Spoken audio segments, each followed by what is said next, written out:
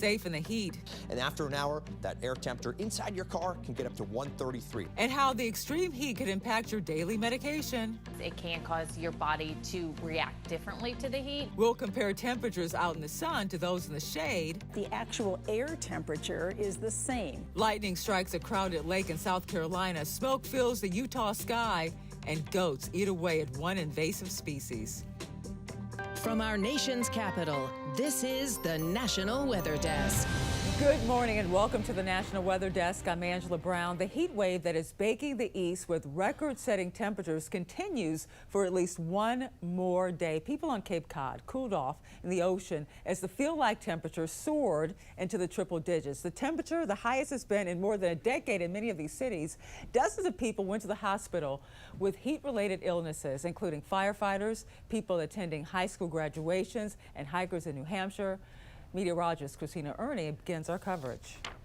Good morning. Yet another day of some scorching temperatures across much of the Northeast, and again, nearly half the country facing heat alerts like heat advisories, and still some extreme heat warnings ranging from New Jersey all the way through the mid-Atlantic. Temperatures are surging again today into the 90s, like in Nashville, and nearing 100 degrees in some spots like Virginia, up through Washington, D.C., and even some of New Jersey and New York, feeling like well over 100 degrees out towards Washington, D.C., Norfolk, and into Charlotte, and even into portions of Kentucky, seeing that, feeling like well over 100 in Memphis and Jackson, Mississippi. Eventually, though, some storms will be bubbling up this afternoon, some strong to severe, especially in Georgia and South Carolina. I'm meteorologist Christina Ernie for the National Weather Desk. Well, the heat wave is stretching from Maine to most of the southern states and into parts of the Midwest as well. Some of these areas are breaking all-time records. Meteorologist Peter Hall tells us more. Hey there, I'm Weather Authority meteorologist Peter Hall. The big story has been high heat and humidity across the eastern half of the United States. Here's just a sampling of about 74 different temperatures, of which 50 of them, all with asterisks, have had daily record highs. Lots of 90s and 100s up and down this list. And some of us have seen all-time type records for June. So of those 50 that were daily record highs, these 9 are all-time June highs in Newark, New Jersey, Boston, Massachusetts, JFK, Manchester, New Hampshire, Islip, LaGuardia Airports, Providence, Portland, Maine, and Bangor, Maine. There will be some relief for portions of the Northeast, but yet again, showers and storms will come back after seeing some deadly tornadoes across portions of upstate New York during the pre-dawn hours of Sunday.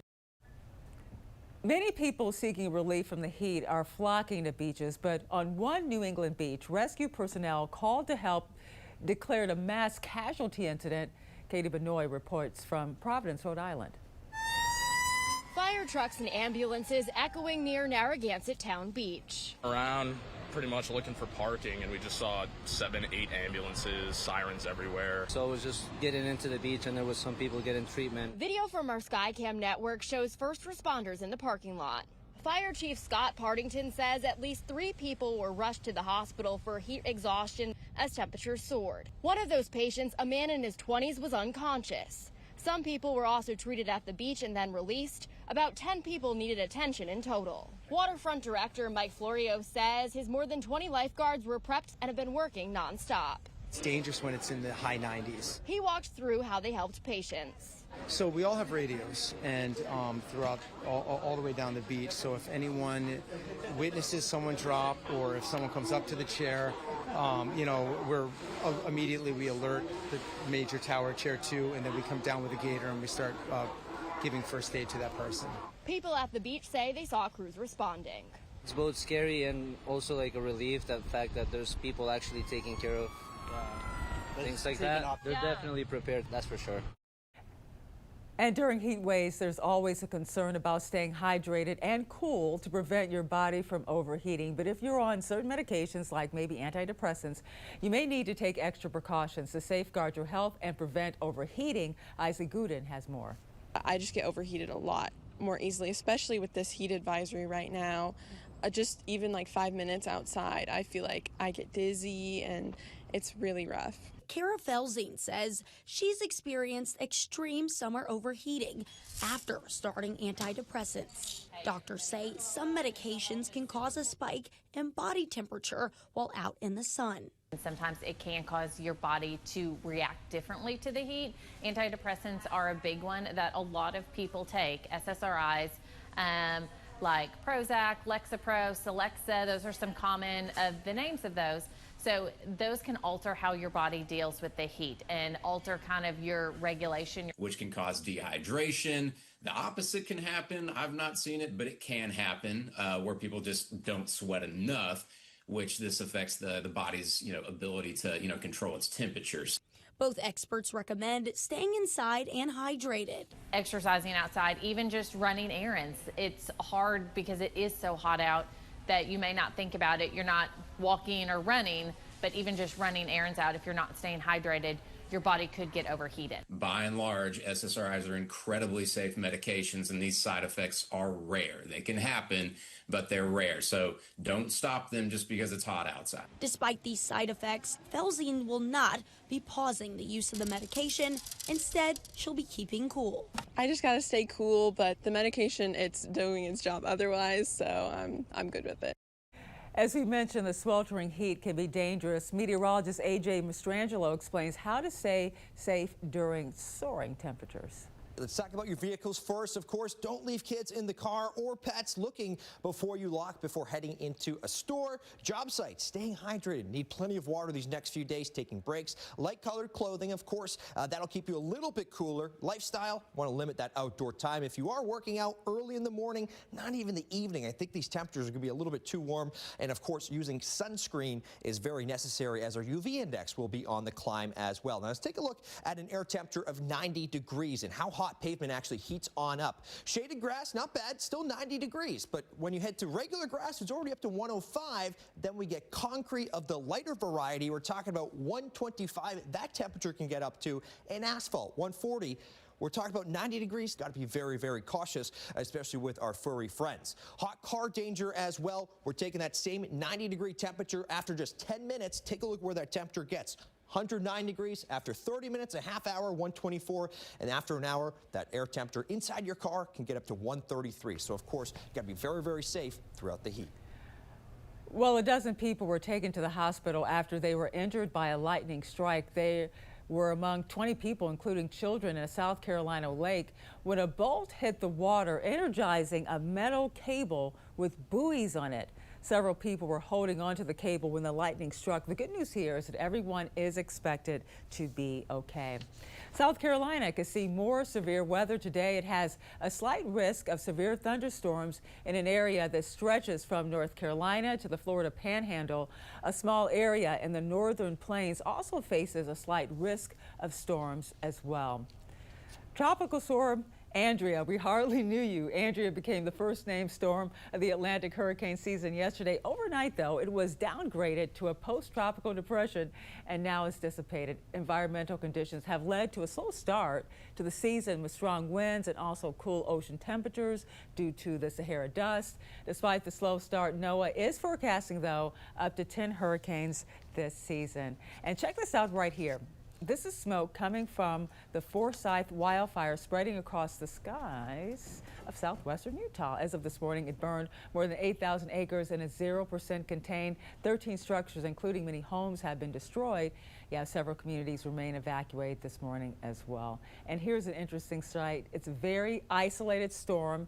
In Nashville, Tennessee, you can clearly see the rain shaft bringing heavy rain to a very small area near the city's airport. The storm is so localized. The sky is clear to both the right and then the left of this cloud. Look at that. And coming up at the National Weather Desk, we'll find out why one Michigan city is using goats to eradicate invasive plant species, and we'll help you better understand straight line winds.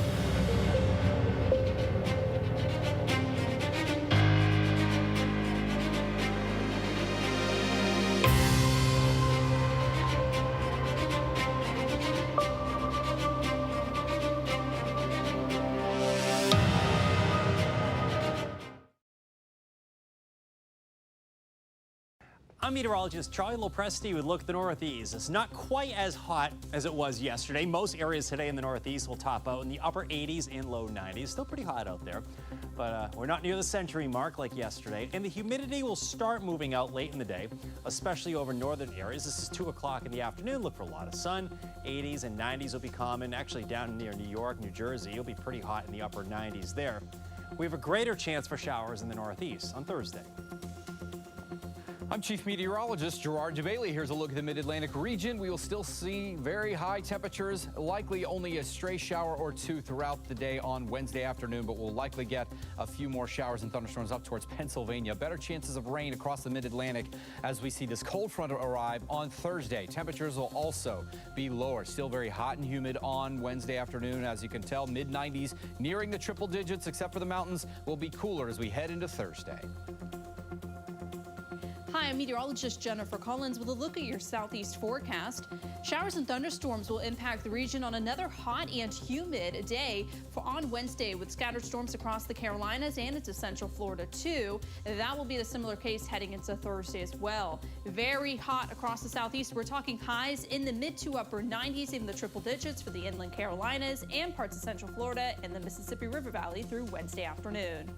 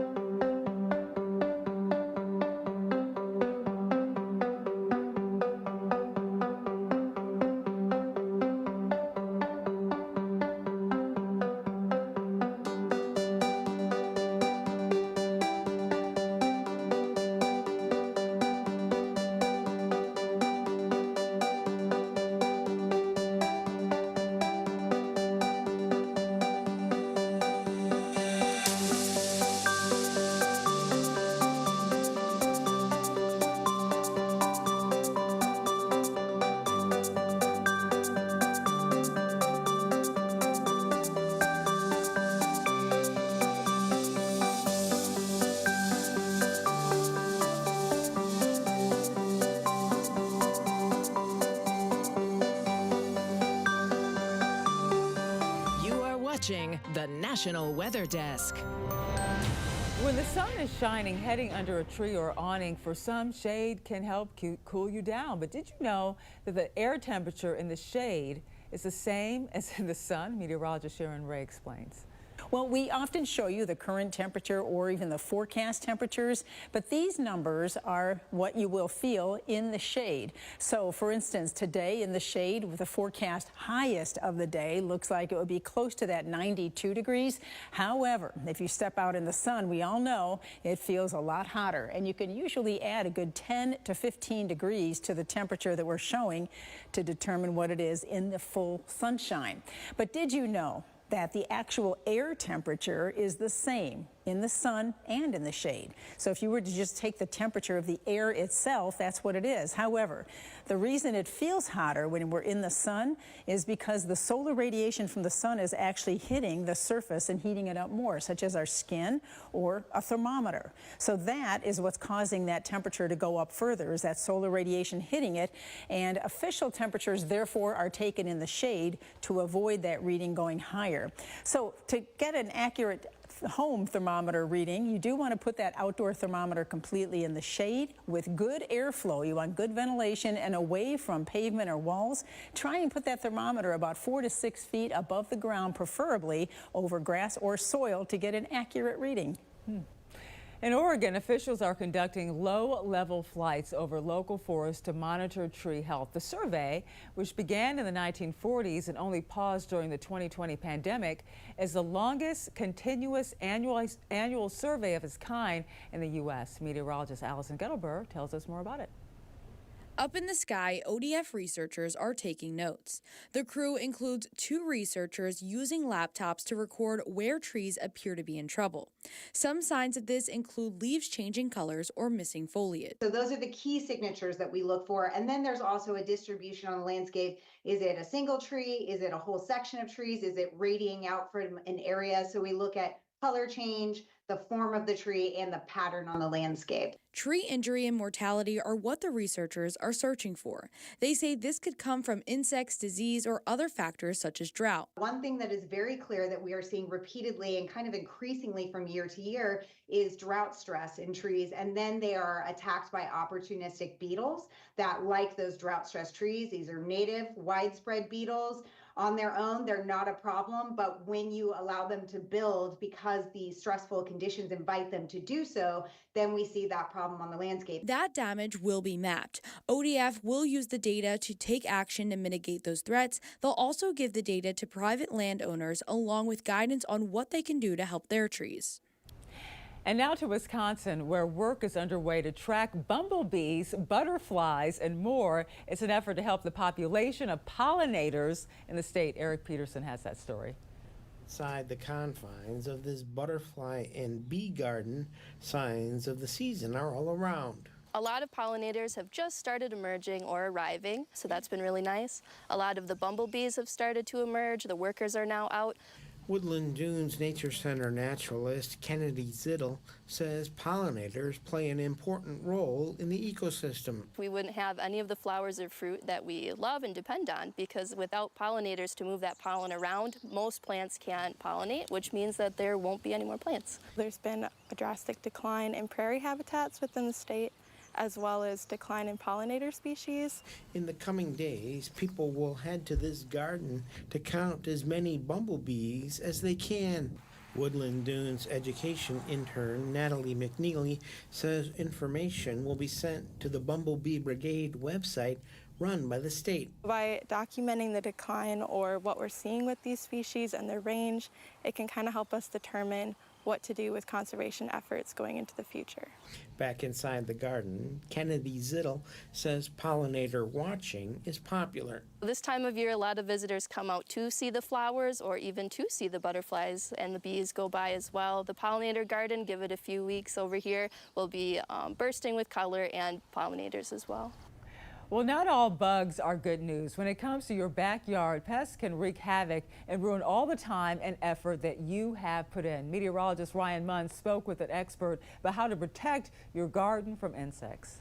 The warm weather has arrived and many gardens are starting to flourish. But there are several different bugs you need to keep an eye on, especially with your vegetable garden. That's the flowers the green beans will come out of. There's two major pests of potatoes. One is Colorado potato beetle, and the other one is aphids. Those are probably the two major ones you're going to find in your backyard garden on potatoes. If you grow tomatoes, watch out for the tomato horned worm. And those are those very large caterpillars with the horn on the end of them, so they look like, whoa! To protect all the hard work in your garden, experts say you can use crop covers to lay over the top of your plants. You can use straw mulch to protect against diseases, and there are also naturally occurring sprays. There are things like BT, which is a bacteria that works very well on the caterpillars, including cabbage worm and hornworm and just generic caterpillars that will feed on a variety of crops. It's important to know that some bugs can actually protect your garden and help it thrive. For example, ladybugs, lacewings, and syrphid flies. And with ladybugs and some of the others, you can actually purchase these to release in your garden to eat aphids. It's not just insects that can cause problems in your yard. Invasive plants can be a real annoyance. In Flint, Michigan, officials are using a herd of goats to tackle invasive buckthorn that spreads quickly and takes nutrients away from other plants. Kyle Macon has that story. Buckthorn beware. 48 goats are looking to take you off the map. Goats are actually the only chemical-free way to eradicate invasive buckthorn, which I've seen with my own eyes take over an entire parcel of land in 2 to 3 years. The invasive plant is becoming a real problem on vacant lots across Flint. Fortunately, these guys are coming to the rescue. Buckthorn is native to Europe and Asia. According to the Michigan DNR website, it was introduced to North America in the 1880s as an ornamental plant. It's now considered an invasive species. One of our biggest problems here in the city is illegal dumping, and invasive overgrowth is one of the direct causes of that because it blocks line of sight. Kelly Jewett with the Genesee County Land Bank says buckthorn also takes nutrients away from native plants. In the past, they've used chemicals to get rid of the plant. But Jewett says studies show those chemicals can cause cancer. Ramona Park has a storm drain that goes directly to the Flint River, and that drains this entire neighborhood. So anything that got sprayed here would go into the park and then into the watershed. It will take the goats 3 to 4 grazing sessions over the next few weeks to eat all the buckthorn here in Ramona Park. The idea is that you've depleted all of the energy store in the plant's root system, and it has had no time to make leaves and photosynthesize, and that's how you eradicate the buckthorn. And time now for a short break, but first we take to the skies over soybean fields in the Midwest.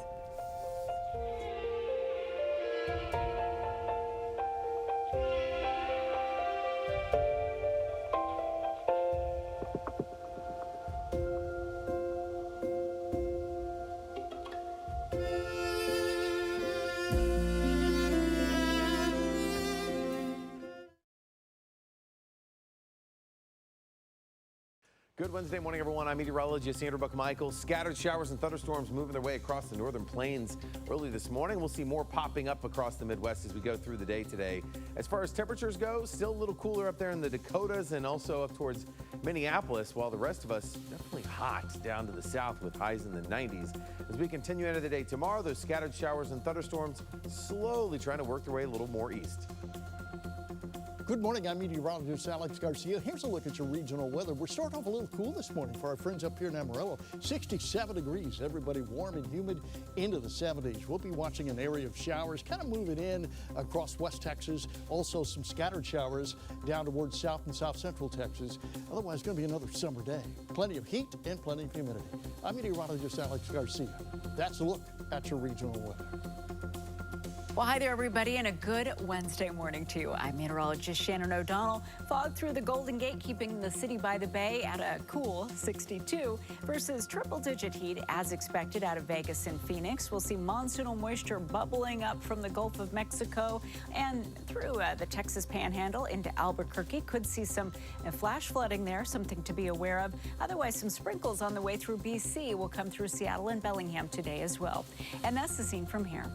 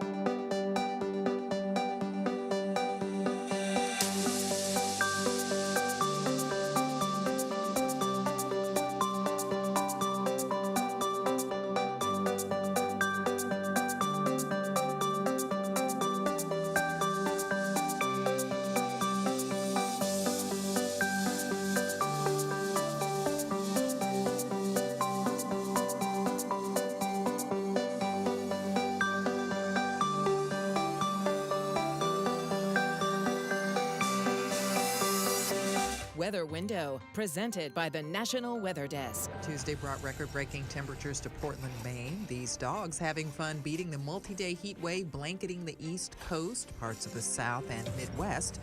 People flocked to Old Orchard Beach to cool off. Temps reached the upper 90s, but the water still in the upper 50s. And the heat and humidity fueled this thunderstorm in southern Maine, which packed some damaging winds. For more content like this, follow the National Weather Desk on Instagram. North Carolina meteorologist Alana Foster recently took to Instagram to explain straight-line winds. Take a look. A storm comes through your area and you think a tornado hit, but really it was straight line winds. Now, straight line winds come with a thunderstorm and push it in a singular direction, but they can have wind speeds up to 60 to even 100 miles per hour. So the next time you have a storm come through and you get some damage on your property and you think, did a tornado come through? It might have just been straight line winds. And if you want to see more videos like this from Lana or any other of our meteorologists, be sure to follow us on social media. You can find us on all your favorite platforms. Just search the National Weather Desk. We'll be right back.